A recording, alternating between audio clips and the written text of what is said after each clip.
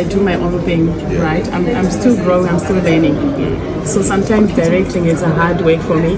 Sometimes I burst with anger. Sometimes it becomes too much for me because at the same time we're acting and then I have to look, is he doing the correct thing and all that? You play different roles. You're an actor, you're a director in your play, sorry. You're a producer. Yes.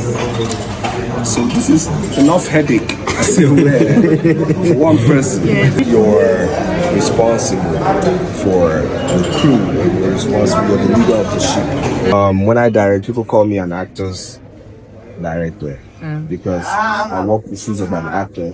I know what hurts me when I'm on set and as an actor it doesn't go on. So I can walk into an actor's mindset and know that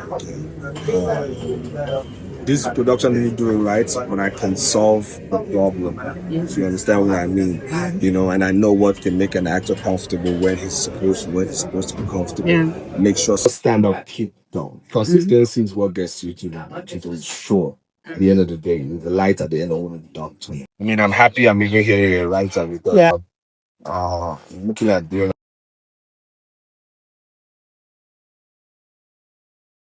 okay, we'll put that to test.